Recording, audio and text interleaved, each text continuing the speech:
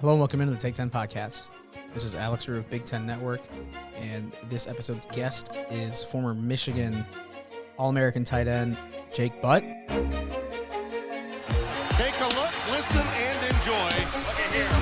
With the catch, the finish. Oh, my goodness. What a catch. Oh, Energy, my goodness. enthusiasm. It's picked off. It's selfish. Brilliant. He's still going. Touchdown. But before we get to the interview with Jake, a quick word from our sponsor, Northwestern University School of Professional Studies.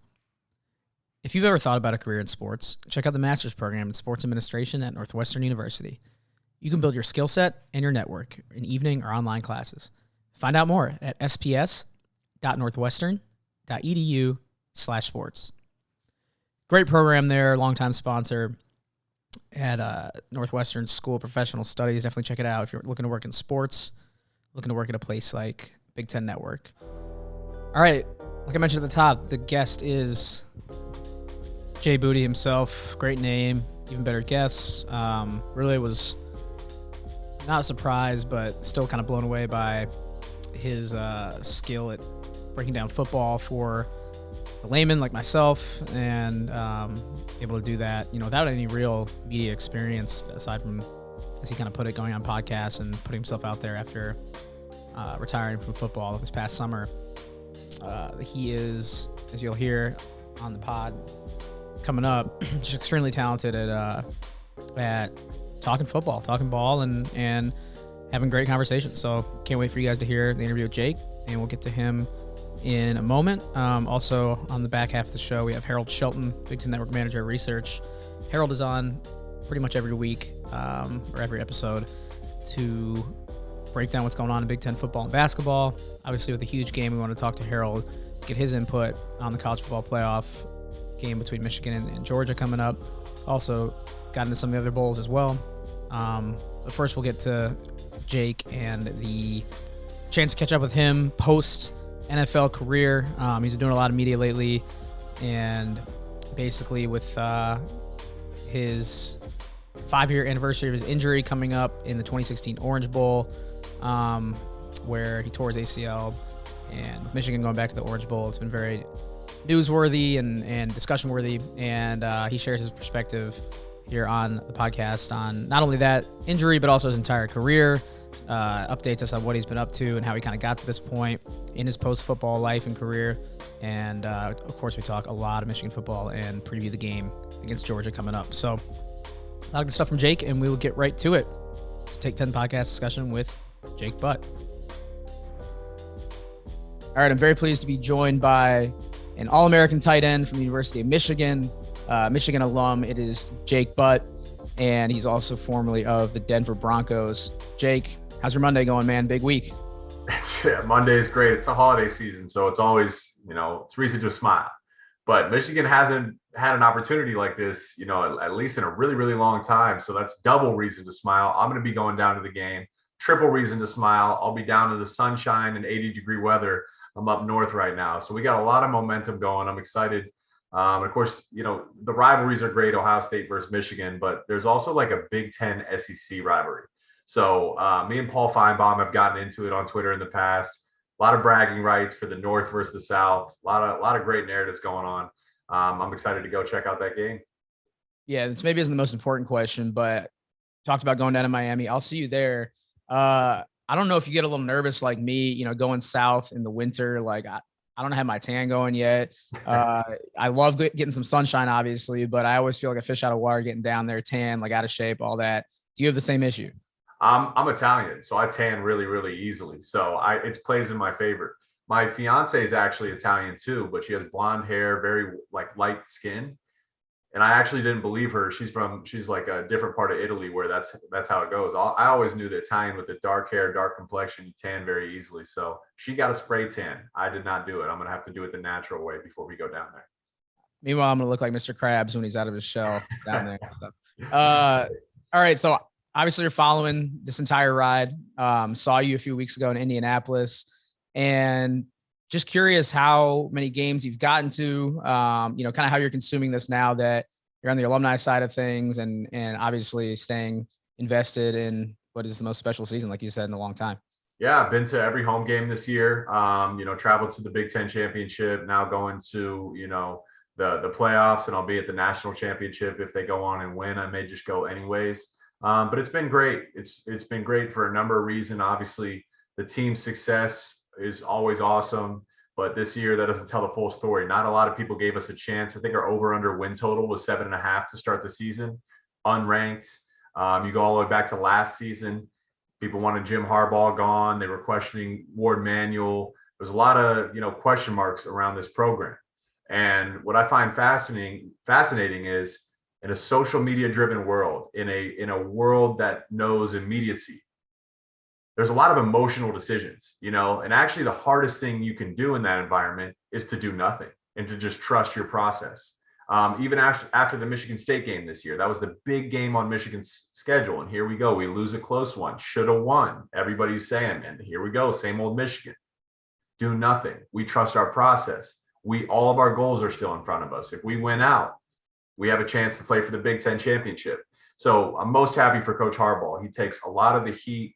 When you're the head guy, when you're a guy as successful as he's been, he understands it and he gets it. But he takes a lot of the heat. It's great to see him getting a lot of the praise now. And it takes a leader to band together and get 120 college players on the same page, working towards a common goal.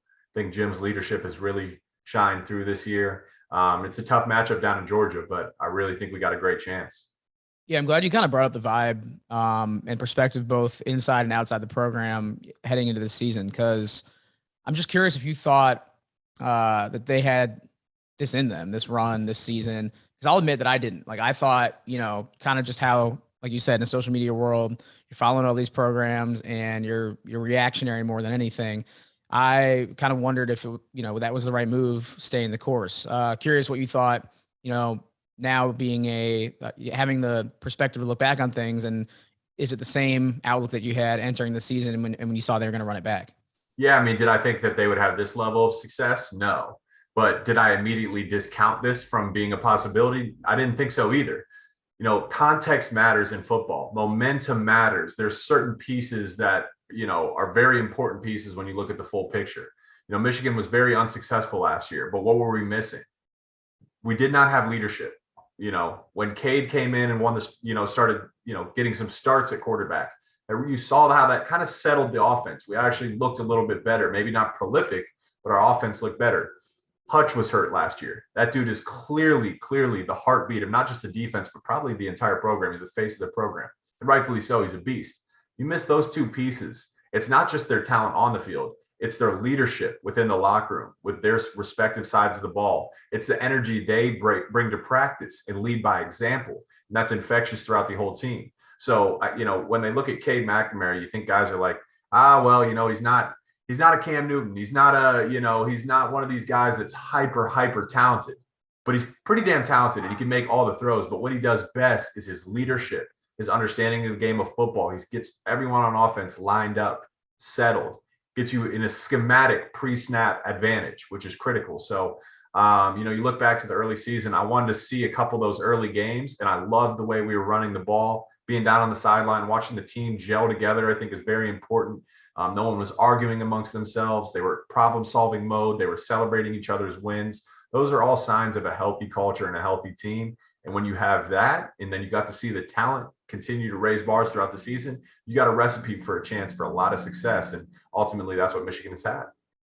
Yeah, I mean, clearly, just listen to you now and from the content you've made with us, before this, you clearly have a really sharp football mind. I can't wait to get into this game a little bit with you and explore that matchup a little more. But first, I want to talk a little bit more about how you've kind of handled this really brief post-retirement from the NFL, right? I think we're around the same age. Your last year in college was 2016.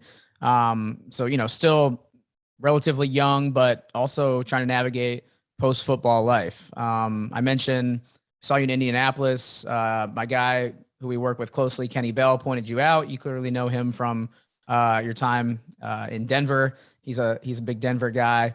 And he's also been working with us the last couple of years, doing content, kind of starting to doing content that you were starting to do with us in the last few weeks, if you're following our Big Ten Network social media platforms. So I see a lot of similarities, honestly, between you and Kenny with, the injuries that forced you out of the league, the stardom that you had in college, the brand, the instant, recognizability really among your fan base. So just take it through your post-retirement, what you've been up to, and kind of how, like I said, you're navigating just this post-football life.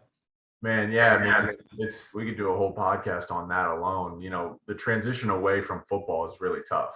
Um, it's your identity. It's who I was my entire life. And it's very fulfilling to go out there and be, a macho man, like almost like a modern day gladiator. Your number's called, and the emotion that you get from making big plays and playing on Saturdays and Sundays really can't be met. And for me, the injuries were really frustrating. They just kept piling and piling and piling. And my identity was to be the guy that you could rely on. When it was 3rd and 6, I was going to be on the field. I was going to win my route. I was going to catch the ball. I was always available. Tore my ACL my sophomore year in college. I played in a game 6 months later. So they said it was the fastest recovery they'd ever seen by an ACL. So for me, I was never a guy that was injured. And now I reached the pinnacle of my career, my childhood dream of playing in the NFL. And now I was never healthy. It was the exact opposite. That was really, really tough mentally. Ultimately, the injuries just kept piling and piling. And I had to make the decision, it's best for me physically, mentally, long-term, that I needed to transition away from football. And that was tough, man, is now not only do you not have a purpose, there's no structure. There's a lot of question marks. You can get paralyzed by the world of possibilities. There's so many possibilities that you don't know which way to go. But I just kept showing up. I started with a couple of Michigan podcasts, calling into radios. And it was early in the season. I didn't still know what I wanted to do. But as times went on, I realized, not every day is perfect. But boy, I have a hell of a time when I'm talking football. Not just Michigan football. Of course, I love talking Michigan football, just but football in general. I light up about it. Kind of triggers my brain. And it's really enjoyable. And when I watch the game of football, even when I was in film back in college or Denver, I like to watch the total picture. Fans see the end result. They see an 80-yard run and they're like, that's great. But there's great value in being able to immediately recognize, well, actually, it was the left guard, left tackle. They're double teamed. They displaced the defensive end. They climbed and put a hat on the hat with the linebacker. That's what created the scene. To be able to recognize that and do it in a quick manner. There's great value in that in our world today. So that's how I watch the game. It's been awesome to get to know you guys and do more stuff together. Hopefully Michigan can win and we can do a national championship preview. That'd be great, but looking forward to more of it in the future. Yeah. And I tell Kenny all the time, we talk about this, how much value there is in, having a passionate fan base, having obviously a lot of work goes into it on your end, right? Like you guys were stars in college. You guys are personable, talented individuals, and just how that's kind of, reciprocated. We see it when I'm at a Big Ten campus, especially in Nebraska, walking around with him. The guy can't go, 10 feet without being asked for a picture. So, Yeah. You guys have positioned yourselves really well with this massive, massive audience that you have, gained by going to these major college football programs. So I guess my follow-up to that is media something that you would look to do as like a primary type of pursuit, or is it more something on the side? And if so, what are you doing career-wise post-football? Yeah, I mean, this absolutely could be. I mean, I'm just learning that this is really even a possibility. It's crazy to think, hey man, I can get paid to talk football. They say if you do what you love, you never actually work a day in your life. So that's very exciting. And I think it's a real possibility. And like you said, it kind of started with going when I first became a freshman at Michigan. And I was able to secure a starting role. So I had a lot of equity build up at Michigan over 4 years, across the Big Ten over 4 years. And you just always try to treat the media well, treat people with respect, try to give thoughtful answers without giving away too much of your scheme within the game. So it's kind of been in practice for a very long time. It feels very natural to me when we do it right now. So that part's really exciting. And we'll see where it goes. Like I said, this is just retired here back in August. So it's very fresh, very new. The one thing I do know is I very much enjoy talking football. I really love hopping on these podcasts, radio shows, doing some stuff on television. It really stimulates my brain like nothing else that I've, tried post career. So I definitely can see this being a big, big part of my future. Yeah, you talked about giving thoughtful answers, and you recently gave a lot of thoughtful, very candid answers to The Athletic, talking about your injury, your series of injuries since the 2016 Orange Bowl when you elected to play. And that has been a storyline and a narrative now when so many college athletes have tried to decide whether they should forego their bowl games, playing them. And basically, it seems like you went to social media first and you were like, all right, keep my name out of your mouth unless you give my actual thoughts on it. And The Athletic, followed up. And basically, I just want to get your motivation for kind of putting yourself out there, being vulnerable about it. What drove you to do that? Was it basically just sick of seeing the narrative pop up year after year? What was it? I'm a pretty open guy. I'm not afraid to talk about, my successes, my failures. I think we all go through it, and there's really shouldn't be a stigma around it. I'll just talk about it. And especially it's important because people think football players they put us like up in this box, like untouchable, and that we have life all figured out. We have a lot of answers and that we're constantly, everything's great, but that's just not true at all. For me, I was going through a lot of things because of these injuries, and it didn't matter that I had an NFL salary or had a nice car or lived in a nice apartment. None of that mattered. Like life is just life. So I like to talk about that. Now, in regards, it's obviously bowl season. You see guys sitting out. It seems more and more each year people are sitting out of bowl games. And what was funny is, I got injured, but I said I had no regrets. So I have people using my story saying of why players should play in the game. And then on the exact opposite end of the spectrum, saying why players shouldn't play in the game. So people are arguing against each other using my story for both sides. And I figured, hey, man, this is a great opportunity for me to get out in the media and speak for myself.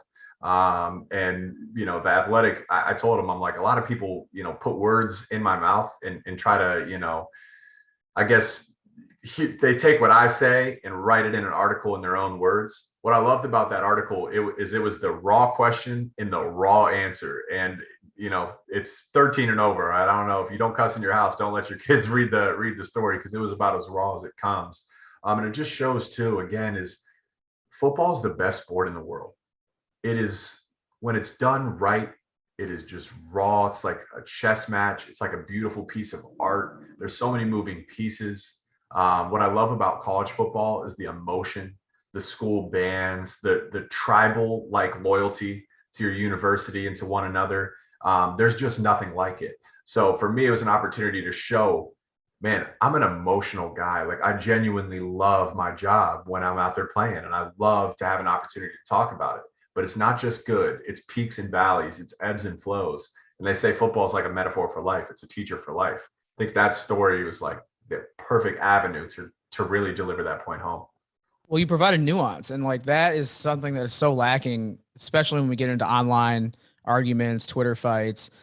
Your perspective was great because you pointed out how you could see why players would make that business decision, but at the same time you're like, no, I'm effing playing, So just providing that nuance, and I think you would agree with me that nuance is something that is lacking a lot of times, and not only that discussion, but just a lot of times when people talk, whether it's football or, I mean, I don't know. I brought up your opportunity at Michigan and playing there, and people will discount, I think, that experience and that audience you open yourself up to at a big school like that when ragging on, players not getting enough in college or not getting, it's a whole nother discussion, but I feel like it's another one of those instances where nuance is lacking, and you really provided that when it came to your particular situation.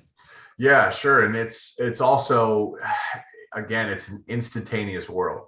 So people try to take a complex situation and make it black or white, or they try to use a generality to tell the full story, but that's never the case. There's often many, many layers, especially in the game of football, which is extremely complex. It's true in life. Life is complex. There isn't a black and white. It's actually often really gray and open for interpretation. That's what I like to get out there and just say, hey, listen, here's actually the full rundown of everything that goes on. Let the kids understand this. Let these young men try to grasp the entirety of the situation and then make the best decision for them. And what's right for someone may not be right for another one. What I find really funny about it is, there's these fans that talk about loyalty and they're like, well, how could you ever leave your school? Well, we got Brian Kelly. If it doesn't go well for Alabama, Notre Dame might have been in the college football playoff, and he's out the door. And he sends a text message to his team saying goodbye. So we're holding these 18 to 22-year-old kids to a higher standard than our coaches. That's not right, man. That's not right. I can't stand for it. So I think it's again, you could even go back to when LeBron left for Miami. This is kind of our world, is people have to do what's best for them, even if that's making a hard decision that goes against what everybody else would think is right. That's just the world we live in, is everybody kind of has to do what's best for them.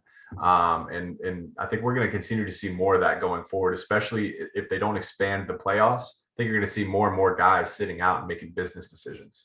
Yeah, for so long, I think the player perspective was lacking, just as far as being in the national discussion, kind of being in that ecosystem. It was always former coaches sitting on TV sets and speaking to the media and setting the tone. And now, with not only with social media, but getting younger, talented guys, like yourself talking about it, our guy Joshua Perry talking about it, providing that perspective and kind of opening fans' eyes to that side of it. So I completely agree with you that, that standard and kind of the perception among fans needs to shift. And I'm curious, just by spending time with another guy who dealt with injuries and was extremely talented in college. You might remember Mikey Dudek from Illinois, around the same age as you and us.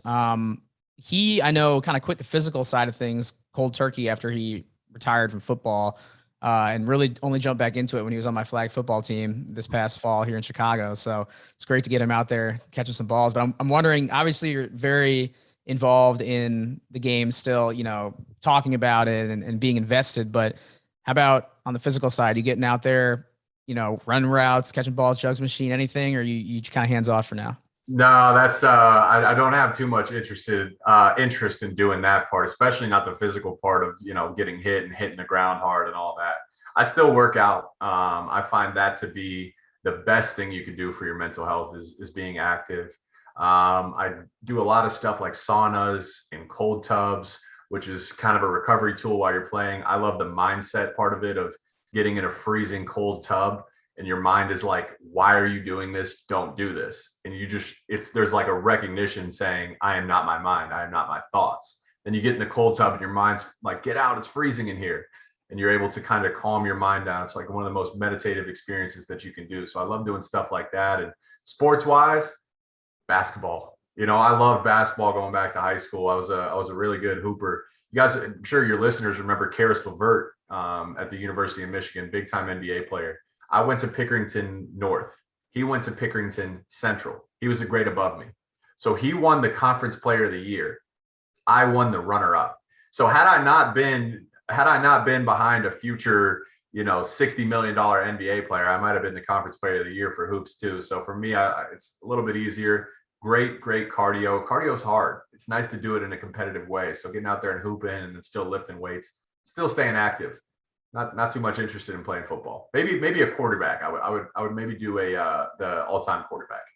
Wasn't Jayshawn Tate from Pigtown too? Jayshawn Tate, Taco Charlton, Patrick Elfline. I know it's a big football town, but man, that's an underrated basketball community too. Oh yeah. Karis's little brother, Daryl Levert, well, he was a big time basketball player. We had some good players, and you often see it in private schools who are able to kind of recruit a little bit. We're a public school, so this was just born and raised in Pickerington, Ohio. Athletically, very, very good school. Track was really good. Soccer. We had some big time talent. As a former public school hooper myself, I love to hear that. I always got to put on for talent pools like that before the big schools come in and recruit them, like you said.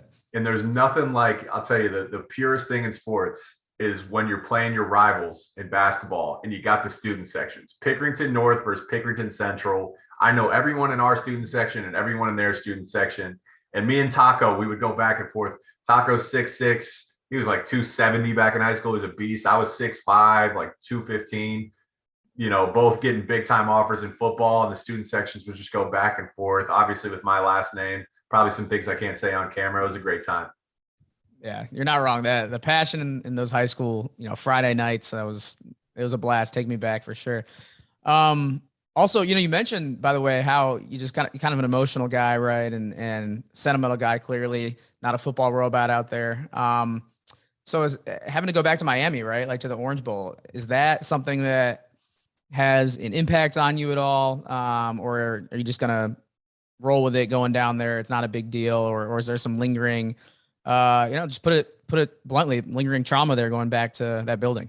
Yeah. Side note, real quick, you said football robot. That is like one of my favorite terms of all times because there is such. Maybe we can get into this on another day, but there is such things as football robots, and I completely agree.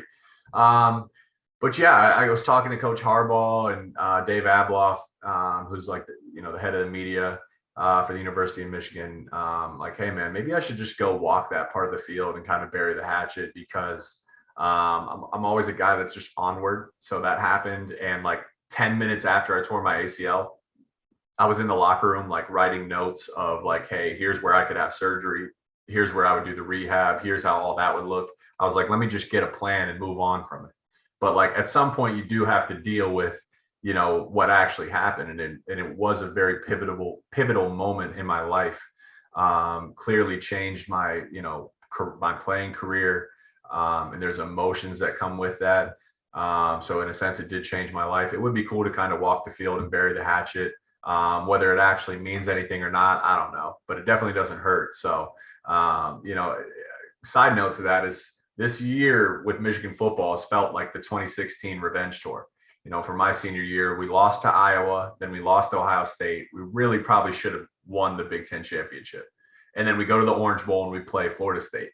Well, this year they beat Ohio State, then they beat Iowa in the Big Ten championship. So they crossed those boxes off for us. Now they're going down to the Orange Bowl. Hopefully if they can just take care of business down there, I will consider, the personal and the team hatchet buried. So that's what I'm looking for. Demons are all going to get purged. And before we move on to a little more Michigan specific talk, your career outside of that game and the matchup versus Georgia, just quick question. Have you read this book called Slow Getting Up by Nate Jackson?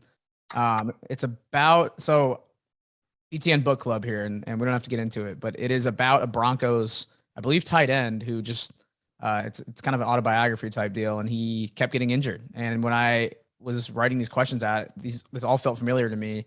And I was like, there's a book about this that I read years ago. I think I read it in college. So I'm going to have to pass that along to you. Great. I mean, are you sure? Maybe someone wrote a book about me and I didn't know. If that's the brief rundown, sounds a lot, like my career. I'm gonna have to check it out. You will like it. I promise you that. I'll be very shocked if you don't relate to this pretty well, this book. But we'll move on. And so much of the dialogue and even a good chunk of this podcast has been about that play in that game. But obviously, you had a great career beyond that. All Big Ten, All American tight end in college, and that's a career that shouldn't be overshadowed in any shape or form. So I just want to know from you, what are some moments that stick out to you? You look back on in a positive light, really cherish. Always ask guests to give, one or two that stand out to them and stick with them. So what are some moments from your playing days? It doesn't have to be on the field, could be off, but ones that stick with you to this day. Oh man, there's a bunch. I mean, there's just the story of, as a kid from Columbus, Ohio, I grew up a Buckeye fan. So there's just such great irony in the fact that I went to Michigan. Then I get to Michigan, and you're wide-eyed as a freshman. You have no idea what to expect in your career. Obviously, Michigan's a great school. You're not just going to walk into a role, but to have the career that I did, actually I was a two-time All-American. One of the coolest things that I look at when I'm, in the building is they have this, wall of All-Americans. And you think about Michigan over 100 years of history, there's a relatively big list of one-time All-Americans, but then there's a small list of two-time All-Americans, and it's about 20, 21 guys, and my name's on there. That is a great, great honor when you consider the history. There's a Michigan museum where they have like legendary moments in Michigan history. They have a football for every win. And my jersey is in that museum, and it doesn't even make sense to me. It's crazy to come full circle and think that my jersey's up there with former U.S. presidents and I'm not there, man, but I'm a part of it. I'm in there with them. legendary Michigan players, and my jersey's in the museum. It's one of the coolest things, but probably the coolest thing was being elected captain by my teammates. And I don't know how most schools do it. Sometimes the coaches elect it. Sometimes it's, other sources that, allow you to be captain. To be elected by my peers was the ultimate form of respect. And that's one that really stands out to me that I'll always cherish. We had such great, talented guys on that team. We were so close. A lot of these guys I'd known since my junior year in high school when we were getting recruited. So for them to say, hey, we trust you to represent us. We trust you to go out there and perform at a high level on and off the field every single week. We want you to be the captain. That's the one that really, really stands out. And maybe last thing, I don't want to drag on too much here, but we didn't accomplish what I would have liked to at the University of Michigan. We were 7-6 and 5-7 my first 2 years. Similar. No one gave us much respect. Michigan really didn't have national respect. Really, even in the Big Ten, there wasn't a lot of respect. But my junior and senior year, we go back-to-back 10-win seasons. Now Michigan's on that level. We didn't get it, fully done, but there was a certain level of respect, and that helps for recruiting. That helps for brand. All of that matters. So rarely do you go from like the bottom to the top in one straight line. It's often a couple steps forward, a couple steps back. I think what we were able to do in my last 2 seasons was lay a foundation to allow Michigan a certain level of respect to then have future success. And, the team this year really finished the job and put us fully on the map. Yeah, you talk about that process, and now that you're on the other side of it, no longer a player, just for me, and I think for most sports fans, the most fun time of being a sports fan is during that upswing, right? Like during that build. And that's where Michigan football is right now. Like the build is complete and they've taken off. They're kind of going to the moon right now. That's the most fun. It's not when you're there at the top trying to, stay there. I feel like it's when you're on the way up and establishing yourselves. And I just wonder, like, have you had the opportunity to process that and kind of be satisfied maybe in the last few weeks since Indianapolis when there hasn't been any games, or, process the catharsis of beating Ohio State as a fan, as somebody who is connected to the program in ways, like you said, and has a special place in the program's history. Have you been able to look back at all and just kind of appreciate where you guys are at right now and being a part of it? Yeah. I mean, a wise man once said it's about the journey, not the destination. I wonder if Alabama is just numb. Now their expectation is to be in the national championship every year. So anything else, you fall short of it. Where, you come into the season and even people within our own fan base didn't give us a chance, yet here we are. That's really, really cool. And it's always great to have the odds stacked against you and for no one to give you a chance and you to prove them wrong. It's just great to say, actually, I believed in myself the whole time when the world counted me out. And I actually proved myself right. It's really, really great to see. But honestly, the goal actually is to be Bama. It actually is to be numb because you've had so much success. That's obviously the goal. This is the first step. And I told some of the guys in the locker room after they beat Ohio State this year, everybody's celebrating. Great, great team win. But understand this.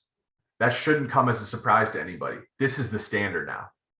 You know what I mean? This is the standard. We're not going to over celebrate as if we just did something. No, actually, we expected ourselves to do that. This is our standard going forward. And I think that's what this team's got. Is the moment hasn't been too big. Clearly, they showed up and really played a almost flawless game against Iowa the next week. So it seems they understand the bigger picture. And it's really, really fun to watch. When your team's winning, it's all you puff your chest out a little bit wider. You wear your colors a little bit more proud. It's always fun when your team's winning. Yeah, I mean, that perspective seems reflected in Aiden Hutchinson, like you said, kind of the face of the program. I was in New York for the Heisman stuff, and that was back when we were still allowed to be face-to-face with the athletes. I know they called that off for COVID reasons heading down to Miami, but I was glad that we had that opportunity because he just gets it. You can kind of tell when people have a good grasp of football and their place in it and their, representation of the program, kind of like you. Like right away when you hopped on, clearly you can tell they just get it. But Aiden's been perfect, I think, for that role. And when he sat down at a press conference, I don't do press conferences anymore. Like I'm behind the scenes guy, but got behind the presser table there, and he was electric, kind of lit the room up. Yeah. It's you got to wear it with honor. Especially, I think there's a certain type of person that's attracted to the University of Michigan. As much as you're going there as a football recruit to play football, you're part of a very, very high level academic institution, a very, very successful network of former alumni. And you understand that there's this, you have to represent your school as a whole. With us being an academic institution, you want to be well spoken. You want to understand how to speak in front of people. When you shake somebody's hand and you look them in the eye, it all matters. It's a little here, and it adds up to a lot. Aiden's been great. He's been an absolute class act. He's a leader, but he leads by example first. The way he plays, he doesn't take a play off. I've seen a couple of the practices. He's not taking a rep off in practice either.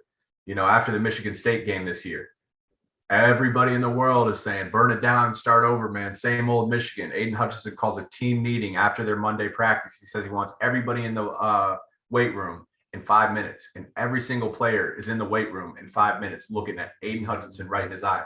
Aiden, what do you want to do, man? Where you're going, I'm going. That's real leadership. That is real culture. And that matters so much in the game of football, which is such a brutal sport. If you don't have love for one another and you don't have culture, it's going to crumble. You don't have a foundation.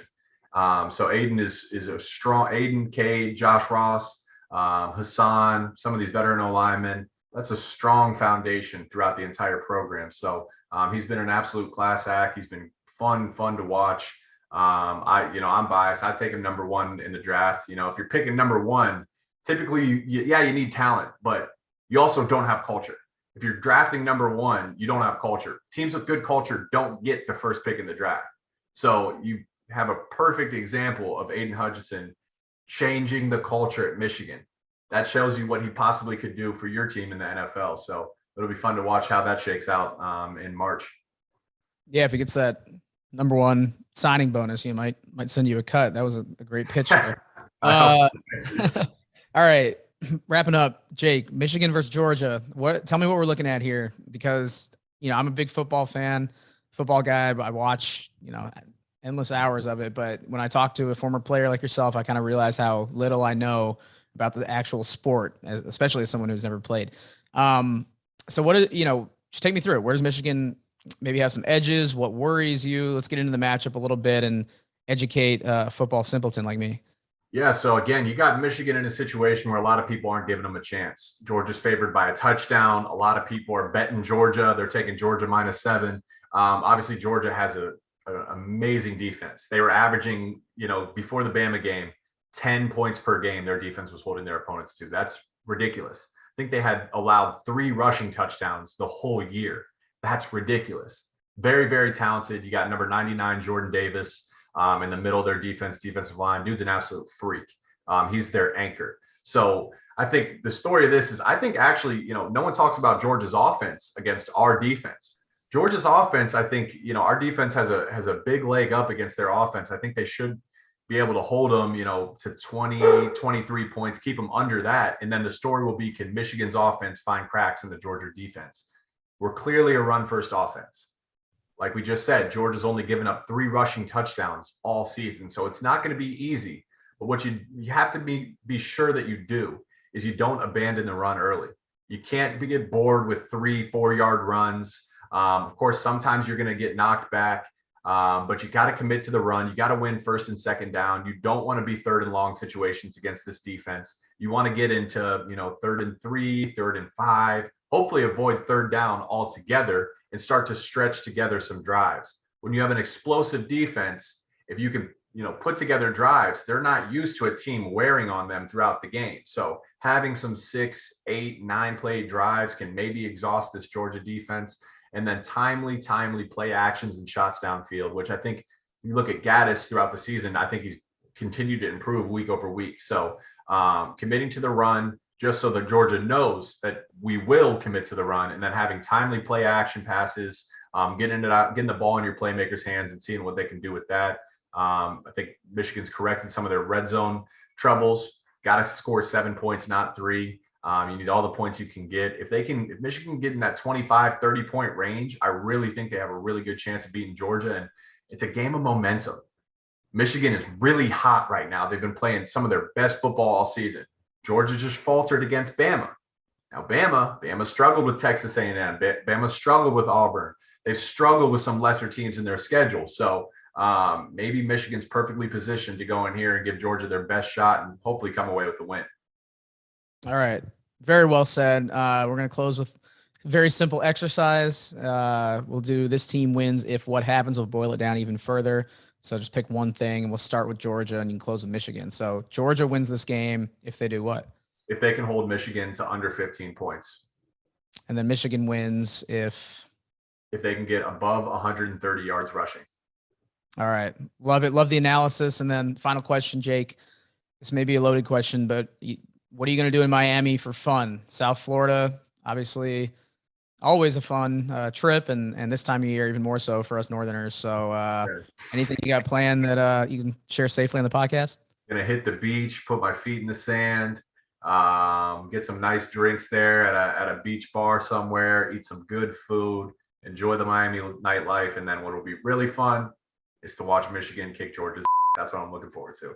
All right, Jake. Looking forward to it, man. We'll see you down there. Excellent stuff here on the podcast.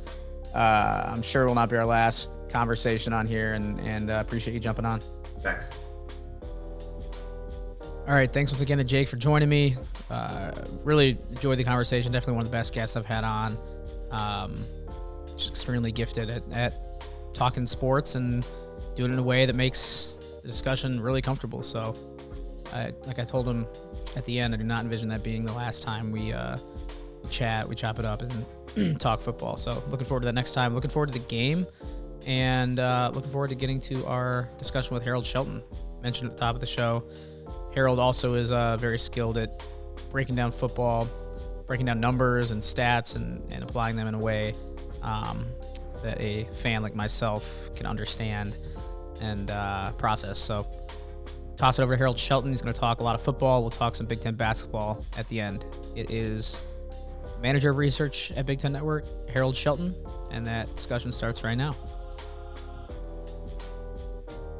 All right, very pleased to be rejoined by Harold Shelton, Big Ten Network Manager of Research, to talk some college football playoff, talk some college basketball a little bit here, but main events are the bowl games that are this week, and glad we're able to squeeze a discussion in in that kind of lethargic week between Christmas and New Year's. How you feeling? Feeling all right. Had a good holiday. It was a busy holiday, a lot of driving around. So didn't get a chance to really relax too much, but got some time to spend with family. And like you said, try to end the year with a bang. Got some bowl games starting up on Tuesday, leading into the big showdown in Dallas. In Miami. So we'll see what happens. Yeah, not looking for any sympathy here, but like this is definitely a week, if not the entire month, where corporate America shuts down. We keep it pushing, but it is relatively slow until these games start up. But this is not going to be one of those things where we try and get everyone to feel bad for the guys who work in sports for a living. Yeah, when you sign up to be in sports, you kind of know what you're getting. So it's just part of the biz. I don't know if we talked about it yet, but it kills me when like this trend of social media accounts. This is me as somebody who, is a social media manager, administrator, whatever you want to call it. Some of these teams are like putting graphics up that's like our social teams are stepping away for the bye week or for the holiday. And like, they want everyone to pat them on the back for, taking time off. I'm like, all right, did you really need to post the graphic saying the social team was stepping away? I'm pretty sure 98% of the fans are following for the team. Just social media administrators. Weird post. Yeah, I think they a lot of times they think that people are following for them and not for the team. Unnecessary in my book. You will not see a graphic like that going out from Big Ten Network. No, nor should you. Again, like you said, you're following because of the team or the network or whatever the case is. I'm pretty sure it's not for the people posting it. Shout out to the people who do post it. A lot of fire edits, a lot of good stuff, but don't really see that we know that we're getting it, what we're getting into, at least the reason we know we're not on the team, at least the reasonable people. I think some people in the industry think they're on the team and think they are, part of it, but try to keep it in perspective here, Age. Exactly. I've definitely noticed over time that ego gets involved, no matter what job you have. I try my best not to let my ego get in the way. So, and That's why we love I'll you on just the leave it at pod. that. That's why we love you on here. And bringing you on as we do weekly, and first and foremost, we always try to reflect on the primary guests of the week in their career if they played a Big Ten sport. And this week is a guest that definitely not only played but excelled at the Big Ten level. Jake Butt, memorable name, obviously a great player. And I was talking to him, just kind of comparing his arc to another one of our people that we deal with here a lot at Big Ten Network, and Kenny Bell. Kenny and Jake go back to their Denver days. Kenny's a Denver guy. Jake being a Denver Bronco, just guys who like built a big brand while in college, by being great players, but also just having either by looks like Kenny has with the fro, or a goofy name like Jake has with Jake Butt, and not being their complete identity because they were excellent players first and foremost, but something that is carried into their post football careers and given them a lot of clout, a lot of relevance still to this day. Yeah, it's funny you mentioned that. And I feel like Jake Butt just missed his calling. Like if NIL was around when he was in school, who knows how much money he could have made based off of the name and the way he played. I think he could have been one of the highest sellers in the league for sure. Oh, no question. I mean, think about the sponsorship opportunities there. He said that too. We talked about in our discussion his opening up to The Athletic. Did kind of just a Q&A piece with them that was influenced by him being kind of the poster boy for the sit or play bowl game discussion. But he also talked about the NIL, issue in that piece, and how he definitely would have cashed in when he was playing. So, right, you got a lot of guys like that who just missed, but still have opportunities now, down the road, having built that legacy. And I'm sure, the next Kenny Bell, the next Jake Butt are definitely going to be taken care of at their respective schools. But let's get some memories about Jake's playing career. What do you remember? It wasn't that long ago. I think it was my first year at BTN was his senior year when the injury happened in the Orange Bowl. Obviously that was the unfortunate ending to a great playing career for Michigan. So what comes off the top of your dome when you're thinking about a guy at a rival school in Ann Arbor? Really good player, really, really good player. Mismatch problem. Michigan's always known for having really good tight ends, and he was just kind of another one in the lineage. Followed Devin Funchess, who had a productive NFL career, didn't miss a beat. Won the Mackey as a senior for best tight end in the country. I think he was probably the second best offensive player on that 2016 Michigan team. Again, really, really good player. Kind of sort of gets forgotten about at times, I think, just because of the way the 2016 season ended.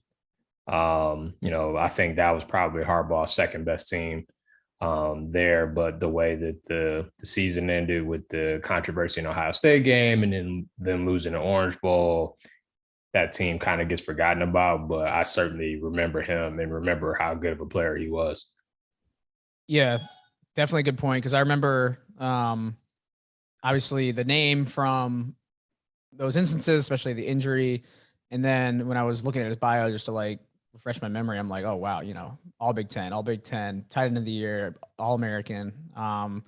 Dude was a baller and great speaker too. Like I was telling him kind of straight up on the pod, but a guy who just has a gift for explaining the game in a way that you see a lot of former players can, but not every former player can. And then on top of that, just blends in a kind of magnetic personality into it, able to weave between the game and non-football isms, and just does it in a way that you kind of, you hear enough of these guys and you kind of know who has a future in media if they want it. Yeah, no, I think there's something to be said for that. And I know Michigan State Twitter was kind of giving him a hard time, leading the last few weeks, but he's been, having a lot of fun with it, good natured stuff. You can tell he's a really sharp guy.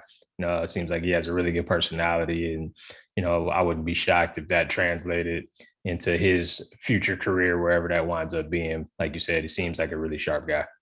Yep. We'll stay tuned for sure. And we'll keep it pushing now to some bowl talk as we sit here. It is Monday. I think this episode will drop Wednesday morning. So we will miss, I believe Minnesota gets going Tuesday night. Yeah. But we can just kind of look at it from an overarching standpoint. Jake and I previewed the Michigan game a little bit, and we'll do that here shortly, H. But what kind of stands out to you when you look at the bowl schedule? We added a team. Rutgers makes the 10th Big Ten team with some COVID issues popping up in that Tax Slayer Bowl. First of all, we can just talk about that. Like, it was kind of a frenzy on Wednesday night on the 22nd when that news was breaking. I was at the Illinois basketball game in St. Louis, and a lot of people were like, that I knew at the game were coming up to me asking if Illinois was going to take that spot. And a lot of them were convinced they were, I think, because of the Shad Khan connection in Jacksonville. That's where the Gator Bowl is located. And I said, no, I'm pretty sure it's Rutgers that is getting that bowl game. So shout out to Rutgers getting to a bowl in year 2, I believe, under Greg Schiano. I'm sure fans are thrilled about that. Even if it was a COVID replacement game, no one's going to care about that when they look back on it. No, not at all. And I think it's really interesting for Rutgers that I think this Gator Bowl, I mean, it's either the best or second best bowl they've ever played in. And it's funny that we went into the final week of the season and it was Maryland Rutgers, and the winner goes to a bowl and the loser goes home, and the loser wound up getting a better bowl game. It's just kind of funny how it worked out, but I'm sure that will certainly help Schiano as the rebuild continues. Now you can go into Florida, you can recruit some more, you get the extra practice time. Guys like Gavin Wimsack can get some more reps under his belt. I think this is, a really, really big deal for Rutgers. We'll see, how they do against Wake Forest. They're a big underdog in that game, but Wake Forest's defense not so great. So Rutgers has a chance to put up some points. Yeah. So Big Ten has been a beneficiary to kind of the turmoil that's gone on. We're in COVID hell right now when it comes to just uncertainty, and the sports world is just kind of, on pins and needles. But 10 bowl teams, like I said, and had not, cross your fingers to this point, had a game disrupted by the COVID surge here. So, looking at those games across the board, what jumps out at you as far as a game that you will circle? Obviously, College Football Playoff is the big one on Friday night, New Year's Eve, but any other ones that you're looking forward to? I'm sure you got your eyes on your guys, even though there's some notable opt-outs in that game as well. Yeah, I guess big picture overarching theme, the fact that Rutgers made it now gives us 10 bowl teams, like you said. That ties our record for most bowl teams that we've had. Done it a few different times, but hadn't done it in like the last 3 or 4 years. So, shout out to tying the record. I think Big Ten's favored in 6 of the games. The most we won in a bowl season is 7. So, we'll see if the Big Ten can go ahead and take care of business there. You got your usual Big Ten SEC stuff. Purdue's going back to Music City Bowl. That was the last time they were in the postseason. That didn't go so well when they played Auburn and gave up 49 in the first half, so 56 in the first half. So let's see if they can rebound there. You mentioned Michigan State. Year 2 to go from 2 wins to New Year's 6. Really, really big deal. Chance to close the season with 11 wins. But like you said, no Kenneth Walker, no Kenny Pickett. Kind of is a bummer when you lose, 2 of the top 6 Heisman contenders. But should still be a fun game there. I'm really looking to see Ohio State's motivation in this game in the Rose Bowl against Utah. Utah's first appearance, physical team, smash mouth team. Didn't go so well for Ohio State the last time we saw them play a physical team, in their last game against Michigan. And Ohio State gave 7,000 tickets back. Like, doesn't seem like people really are into going to Pasadena. I guess they're so used to, playoff and Big Ten championship stuff that the Rose Bowl might seem like a downer for some of those fans. And so it's going to be a lot of Utah red in that building. And I'll just kind of be curious to see the Buckeyes motivation level. Obviously a lot of receivers on that team that could leave. I'll be curious to see if they strike first and, kind of get on Utah early and don't let up? Or if Utah controls the pace and punches them in the mouth, how do they respond? Yeah, so we talked about the notable opt-outs, right? Walker, Pickett for Pitt, Heisman contenders, and then other notable ones in the Big Ten, Karlaftis and Bell for Purdue. And there's one more you reminded me of that I Tyler Goodson for Iowa. So he'll miss that Citrus Bowl against Kentucky. Yeah. And, this, I think a few years ago when it was more of a shock and like a new thing, people had more of a reaction, more hot takes to it. I think people are used to it now. There's not really an outcry about it. It's just, don't want to get into it too deeply because I have no problem with players sitting out, making that decision for the draft and their future careers. Because I just think it's worth, bringing up just because we had Jake Butt on this episode. And as he delicately put it, or, smartly put it, I should say, he, is not only the poster child for this argument, but the narrative gets framed from both perspectives around his experience, right? Like people can say, well, Jake Butt said he wanted to play, still maintains that he wanted to play and doesn't regret it. Or people can say, look what happened to him. Look what he potentially lost out on. Who knows how his career would have turned out. So it was just refreshing, I think, to hear it from, hear his words and hear it from him, the source directly. And he recognizes that there is nuance to something like this. Everyone has to make their own decision. And obviously he's the best messenger for it, but his career, maybe becomes a Pro Bowl tight end if he never plays in that game. Maybe it happens the exact same way, just a different sequence of unfortunate injuries. So I don't know if you have any thoughts or takeaways. I think we're just kind of in a place now where it's expected, and players even opt out earlier than bowl games sometimes just to hang it up and get ready for the next level. Yeah, I mean, I don't have a problem with it. Just as a fan, for selfish reasons, like it'd be nice to see Kenneth Walker play one more time. It'd be nice to see David Bell and George Karlaftis and Tyler Goodson play one more time. Completely understand the decision. There's millions of dollars riding, on the line, and you've played a regular season. In Goodson's case, you played a regular season and a Big Ten championship game. You've proven yourself, and you've played multiple seasons, and now you got a chance to cash in at the end. I completely get it.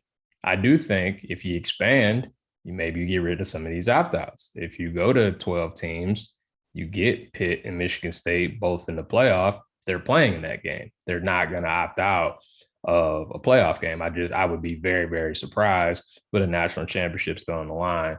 But, we're getting to the point now where a New Year's Six game is like, congrats, that's cool, but my money's still more important, so I'm going to opt out. I do think potential expansion could help with some of those issues. Yeah, I was going to say, the reason that the anti-expansion folks always give is that, like, games don't mean as much. Well, it seems like there has been a clear line drawn by most of these players that, hey, like if the game is more than an exhibition, like if there's something on the line, they're still going to suit up. And like you said, if they expand the playoff, it's an easy way to give these games more meaning. Not to get in that whole debate. It seems like we're back to a place where it's trending toward expansion. I feel like there was teetering for a little while when the conference realignment was shifting around in the last few months, but I'm confident, having no sources whatsoever, that I think public opinion will win out in this one. Yeah, it just seems like a standoff between all of the leagues, and you kind of wonder who's going to blink first. They all want the same thing. They just want it in a different way. It seems like everybody wants some sort of expansion. I guess it just is a matter of what makes the most sense for everybody involved, whether it's, all of the automatic qualifiers, the conference champions get in. Okay, well, how many at-larges do you have? Do you go to 8? Do you go to 12? Seems like everybody's in for some kind of expansion, which is good. Now it's just a matter of, stopping the standoff, actually coming to agreement and figuring something out. And if it isn't unanimous, so what? Like, figure out a consensus and go from there.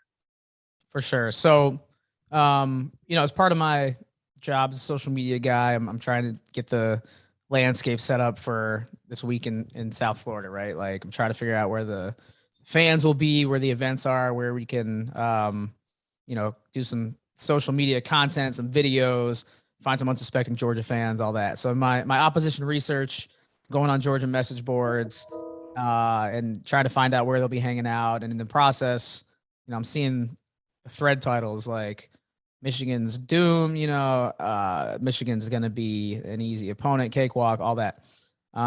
Which is like, pretty basic. Any message board, you'll find that, but seems like Georgia fans are confident. Do you think they should be, or do you think they'll be humbled a little bit in this matchup?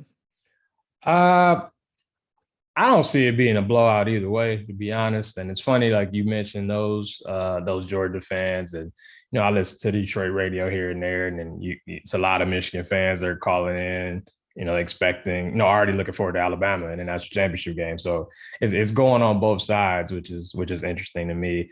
I think this isn't a great matchup for either side, to be honest. Both teams are very similar. They want to run the ball. They're both physical. They want to play defense. They don't want to have their quarterback win the game for them. But I feel like because they're so similar, the quarterback probably has to win the game for, whether it's Cade McNamara doing it or whether it's Stetson Bennett doing it. Kirby Smart usually has an issue trying to figure out quarterbacks and which one to play. Looks like he won't have to have that decision. He won't have to make that decision this time because it appears JT Daniels tested positive for COVID, so he won't be there, supposedly. And Stetson Bennett will be the guy there. Last time we saw him, didn't look so great against Alabama. And so I feel like Michigan does have an advantage at quarterback. And if it winds up coming down to that, I think they would be in pretty good shape.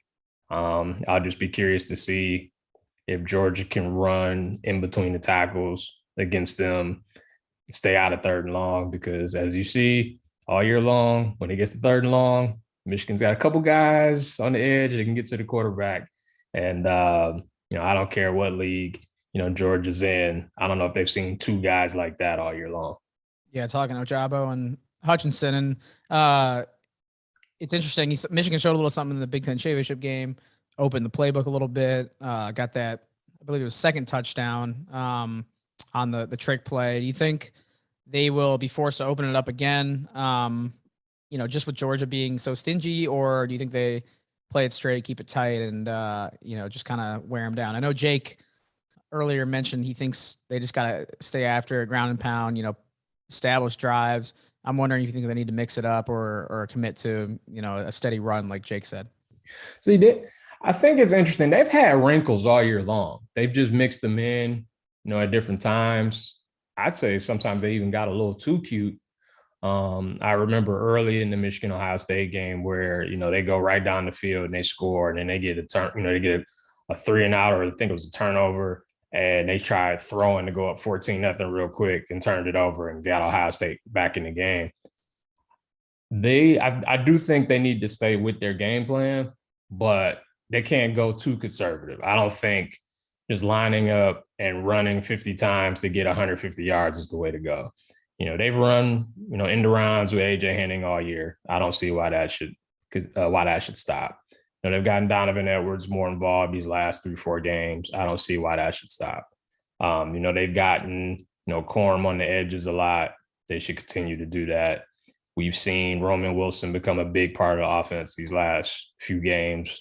Cade McNamara has let it go. Cornelius Johnson's been able to get deep. They've got a lot of guys. They got a lot of weapons. And so I do feel like running the ball is what they want to do, and they should try to see if they can establish that first. But I still think you need to be balanced in order to win this game. And so they need to get as many guys involved as possible to keep Georgia on their heels, because the secondary is their weakness. I don't think running your head up against a wall against that front seven is the way to go. Is there any negative to this huge wave they're riding of confidence, of optimism? I know that's how the fans are feeling. It's hard to tell what the players are feeling. It seems like, from their statements, they are remaining focused, remaining locked in. It's not like they're overconfident or anything like that. When things go so well, for so long, as that one Michigan State game aside, you got to feel confident if you're a player probably heading into a game. It doesn't matter who it is. So I don't know. Do you think, I just think back to, and this is a personal anecdote, and still scarred, but just how well things were going for Illinois basketball until they ran into Loyola. And maybe they overlooked Loyola last year in the basketball tournament. and Michigan's not overlooking Georgia. But do you think there's any, potential traps laid in being a confident team and riding this wave that has gone on for, at least a full month now post Ohio State win? I think what helps them is that most people are expecting Georgia to win the game. Right. So even though that, I think they're confident, and they should be. I think they have really good leaders with Hutchinson and Haskins, and they've got vets, on both sides of the line, which I think helps tremendously. And the fact that a lot of people didn't pick them to beat Ohio State. A lot of people didn't see them scoring 42 points against Iowa. A lot of people are already talking Georgia-Alabama rematch. So, if I'm Michigan, I can go ahead and internalize being an underdog, even though they probably think they're the better team. And so I think that works for them, that they can go ahead and, no one believes in us. No one thought we would be here. We were unranked to start the season, all of that stuff. You could play up that stuff again. And if they win and play Bama, it'll be the same thing again. And so, I think it helps to have that confidence. I think it helps to have the leaders that they have. And I think the public perception is that, Michigan's a good team. They beat Ohio State. That's great. But Georgia's a different animal. And I don't know if they'll be ready for that. I think they could use that to their advantage for sure. Yeah, that's a good point. And I always love when the objectively great teams do the no one believed in us. And for this one, it's true. Like, nobody did believe in Michigan, really, maybe except themselves heading into this season. You saw that reflected in their non-top 25 status entering the year. But it's like when the Tom Brady's and the, New England Patriots do the nobody believed in us card, that I always get a kick out of it. I mean, Bryce Young pulled it at the Heisman. I mean, he was like a top 20 national recruit. Yeah. He's at Alabama. Oh, no one believed in us. No one believed in me. I had to go out and prove myself to the haters and all. It's like, dude, like, you're a 5-star QB. Like, people thought you'd be good. Like, congrats, you got it done. But I mean, it didn't come out of nowhere. Like, you were a preseason favorite to win the award. You saw with Michael Jordan in The Last Dance how he just had to create boogeymen no matter what, right? Like, had to be, even if it was some scrub on the other team, he had to lock in on him, give him 35, and it was because this guy disrespected him, maybe 2 years ago, something like that. It's just how these great athletes, programs, teams function. No, yeah. And again, whatever works, I always find it a little silly, but I'm not playing. So, whatever it takes, I guess, for, those teams or those programs to, to get to the level they need to get to, do what you got to do. All right. Good stuff, H. Before we wrap up, let's talk a little bit of basketball. So, obviously, huge week for football. We got New Year's Eve is the big one. We'll be tuned in, but basketball is still going on with Big Ten play about to resume. We hope, and close to its entirety. Just a lot of things shifting in college basketball right now with COVID, and we thought we were past this, and clearly are not. So we'll try to keep it on the positive side with, for one, the top 25 being released today. And your guys are in the top 10. Like, Michigan State is a sneaky top 10 team, because I haven't, to be honest, thought positively or negatively about them either way, until I see the rankings every weekend. It's like, oh yeah, like they are, still very much relevant in the national scene. They came into the season unranked, so you might forget about them despite them playing the Champions Classic. They lost that first game. So it's just one of those things where your guys are doing it again and look to be very solid. And I don't know if you had any other takeaways from how the Big Ten is unfolding. We just talked last week, so we kind of caught up on it. But I think that would be my takeaway from the the last week of 2021 heading into a new year. Yeah, I think, and I know we touched on it a little bit, but I was very convinced after early December it was going to be Purdue and everybody else. And like, I thought Illinois had the potential to get there, and maybe they would be a better team in March. But in terms of the regular season race, I felt like they kind of had too many peaks and valleys to win the league. And then I'm like, okay, Michigan State, I think could be good, but I don't know if they have enough point guard, at point guard, in terms of making sure you don't turn the ball over as much. Do they have enough shooters, that kind of thing. And now I look and you see the way Purdue played against Rutgers and NC State. the way Illinois has looked recently, like even without Curbelo, like those dudes, they're scary when they're on. And Michigan State's just kind of just been steady, getting better every game out. Tyson Walker looks better every game. And Ohio State's just kind of sneaking around. They had some tough losses early, Seton Hall. They barely got by Akron, but then they beat Duke and, they killed Wisconsin. EJ Liddell looks like a stud, but then they've been on COVID shutdown. We didn't get to see him against Kentucky, and they've kind of been shut down throughout the holiday. So I feel like this race could be a lot of fun. I didn't know how fun it would be in early December, but it seems like there's 4 or 5 teams that could really make some noise. And I think the league's a little deeper than I thought it would be too. So even though there might be 4 or 5 contenders, there's still another 2 or 3 teams that could jump up and bite somebody on a given day. Yeah, it'll be interesting to see if Michigan figures it out and rounds into the form that a lot of people thought they would be entering the year. Minnesota will be curious to see if they can maintain this, level of success. They gotta beat some better teams, but Michigan beating them by 10, that was no small thing. So that kind of proved that they're at least, somewhat legit. It's not just bums that they're feasting on. So, and honestly, when you start 9-1, 10-1 in a first-year head coach, like, it doesn't matter who you're playing. That's still impressive. Just when you have all new guys like that, getting, avoiding any setbacks is a big deal. Talked about Wisconsin or mentioned them briefly.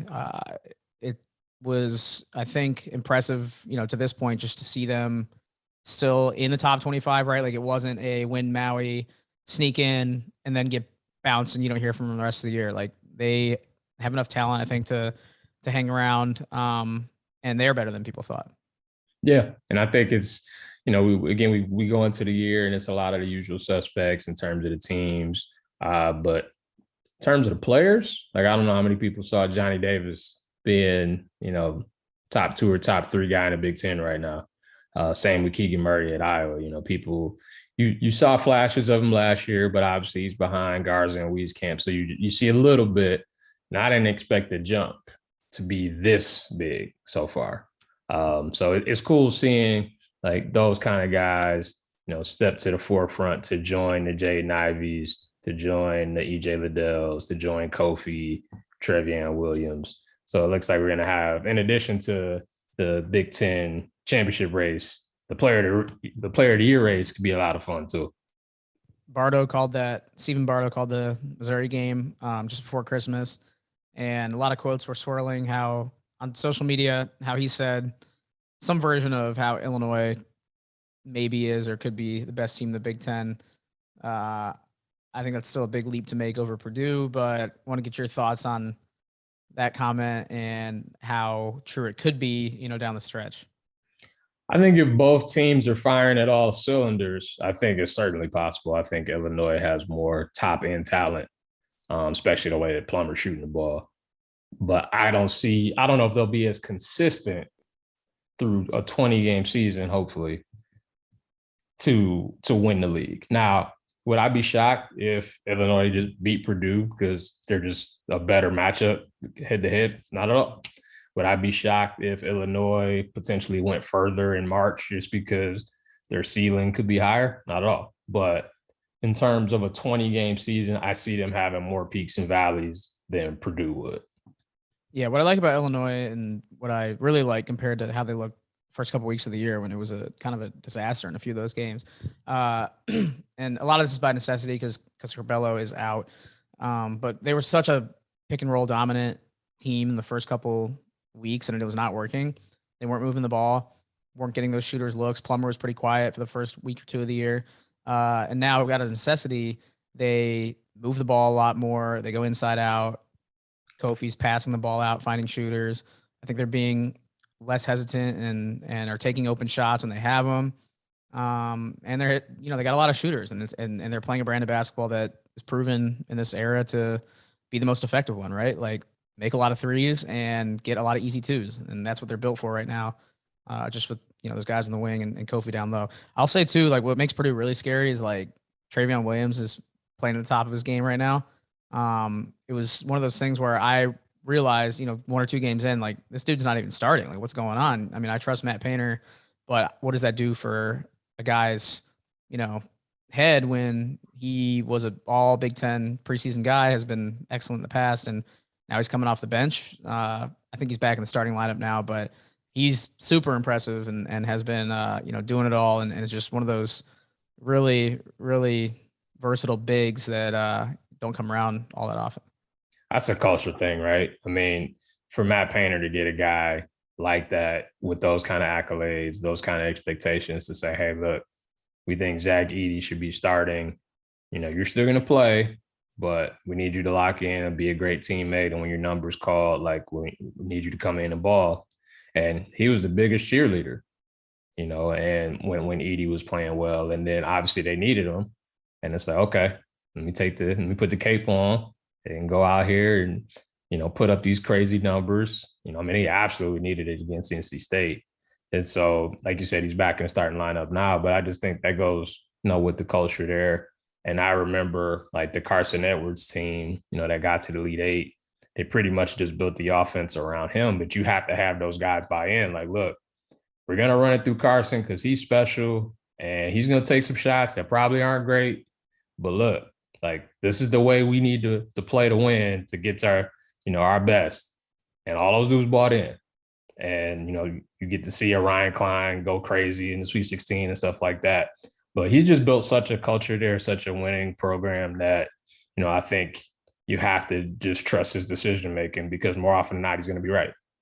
Yeah, no question. Really well said. And like you said, testament to a guy who's ultimate trust in his guys, because also he now finds, targets, handpicks guys that fit that Purdue culture.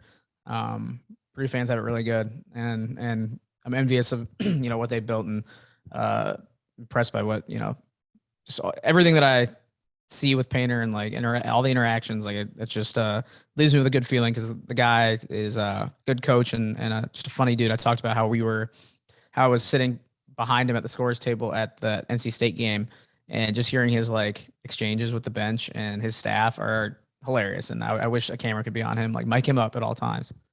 Yeah. And it's funny because I feel like people don't know that he has that personality. Like they don't know how funny he is. Yeah.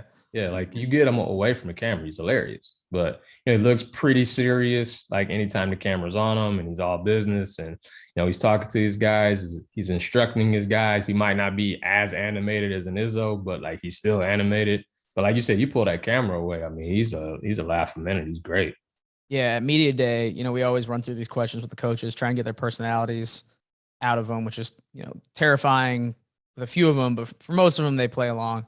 And we asked, one of the questions, it was in the middle of our long list, was about how Painter cooks his steak or something like that. And after we were done, he like pulls out his phone, he's hanging around to the point where we had to like kick him out of the room because other people were coming in, and he was like showing on his phone like this new smoker he got and all the ways he's like cooking his meats lately and how he's like really into it. And we had to like say, all right, coach, like you got to go, as he was like scrolling on his phone.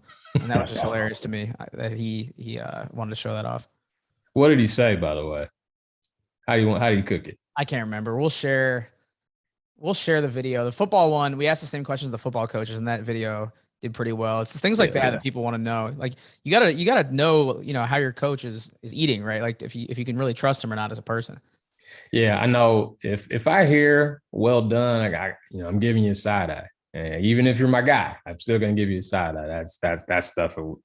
I do remember for football, I think the only well done guy was Franklin, and that was rehabilitated well done. Like he said he used to do well, and has since I think gone almost all the way the opposite direction, gone to like rare, medium rare. So I don't know. It's funny to see all the answers strung together, because like you ask the questions over a couple of days and you forget who says what, but then you see it play out and you're like, oh, that makes sense. Yeah, I enjoy those videos. Those are always fun. You kind of get some personality out of those guys from asking the different questions, the pick this or that. The steak one's always a funny one though. For sure. All right, H. Happy New Year. We got to wrap up here for length purposes, but it's been a great 2021 for the most part. We're closing off a little shaky here with COVID. surging again, but hopefully we can get that under control. It's been a great year on the pod, obviously. Appreciate you always being willing to jump on, and looking forward to more fun in 22, hoping for a good week to close us out here. Yeah, man, thanks for having me on. I've had a lot of fun this year. Again, hope to do it even more next year. And hopefully we can in the year with a bang, get some bowl wins, and take that momentum into the next year. All right, thanks once again to Harold, Jake for joining the show. 2 awesome guests. Really good conversations with both of them, and definitely both have like I said when I was introing them, a way of explaining sports that I was not blessed with, and many people aren't, but always lucky to have people like them on to simplify the game and enjoy talking about it while they're doing it. So appreciate them. Appreciate everyone out there for listening as 2021 comes to a close and some huge games to close it out. And whether you're a Michigan fan or not, obviously rooting for them to bring us a Big Ten championship, bring us a natty home. I haven't had one since the Buckeyes in 2014 in football, and I've become one of those, obviously because of my job, one of those conference supporters. Kind of SEC has been stigmatized for having those fans who root for the conference, but of course, I've become one of those fans. I think one of the good things that we see on our social media platforms is all the fans kind of coming together during bowl season and supporting the conference, even though some of those rivals are ones that can get bitter throughout the season. Generally, we see an outpouring of Big Ten fans lifting each other up during this time of year. So keep that holiday spirit going, keep the conference spirit going, and hopefully have a good next couple of weeks here, a good showing in our bowl games, and make it to Indianapolis for the national championship in a couple of weeks in football. All right, hope everyone stays healthy out there. Tough time right now for sure with surging cases, but appreciate everyone for listening nonetheless. And appreciate Julie Bronder for stitching the show, as she always does. Quick reminder, if you have not done so already and you like the podcast and the discussions, you can subscribe where podcasts are found pretty much everywhere, whether that's Apple Podcasts, Google Podcasts, Spotify, Podbean, and we're also on YouTube as well, so you can see these interviews on video. Subscribe to the Big Ten Network YouTube channel and find the playlist for the Big Ten podcast. All right, that'll do it for this episode. That'll do it for 2021. See you next year, next episode. Stay safe, and thanks for listening.